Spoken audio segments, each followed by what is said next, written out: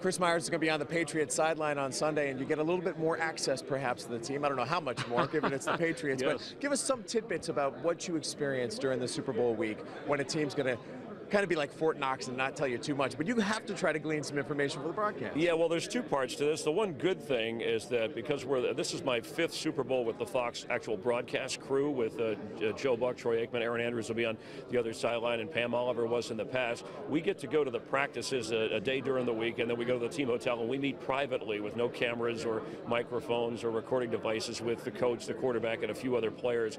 And they'll often give us an indication of some things, and they may or may not use that, especially covering it down on the field.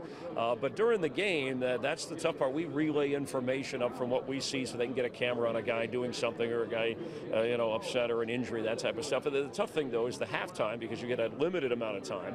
And Fox opts not to interview the coach because we want to fit more information. So talk to the coach, but not on camera. So then you got to decipher quickly, okay, this guy's out, well, why isn't the running game working, whatever they'll tell you. And I can just tell you, Bill Belichick, he's always been, I've had 2 other Patriots Super Bowls. I did the Patriots sideline when they beat the Eagles in Jacksonville, and then I had the other one when they lost to the Giants, the perfect season, when I was ready to interview Randy Moss, as we thought it would wrap up that way, and things changed dramatically. So those are tough situations. But Bill Belichick, he'd rather talk football, he'd rather be coaching his players. The questions and answers of the media, that's just part of the job that kind of gets in the way with him.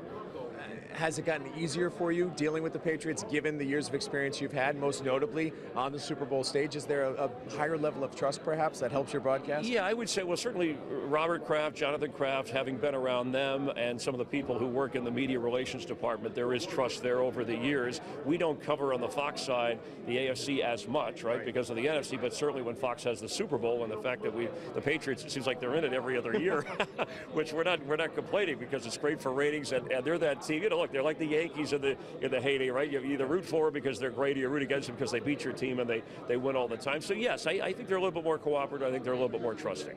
A couple different tidbits. One of them more serious than the other. We'll start with the more serious one. Erin, coming back from her fight against cancer, she came public with that recently.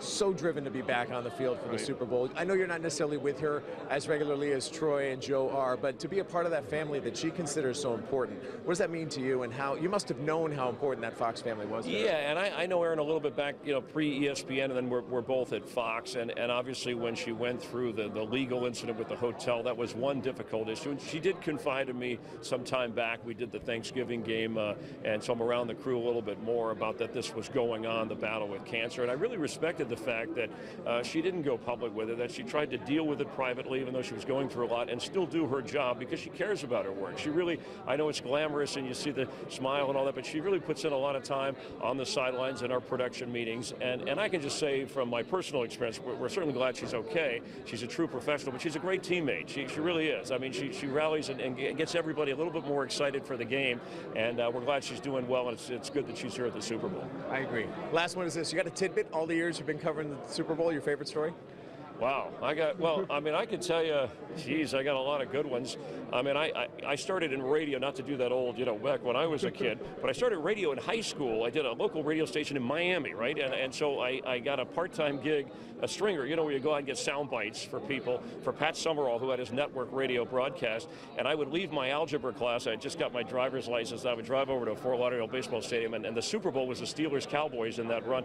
And I would interview, I'd put the mic in, Tom Landry and Roger Staubach and Terry Bradshaw and Chuck Nolan, then send the sound bites up to New York, and Pat Summerall would put them on the broadcast. So at the time, I didn't know where my career was going or if I'd even pass algebra.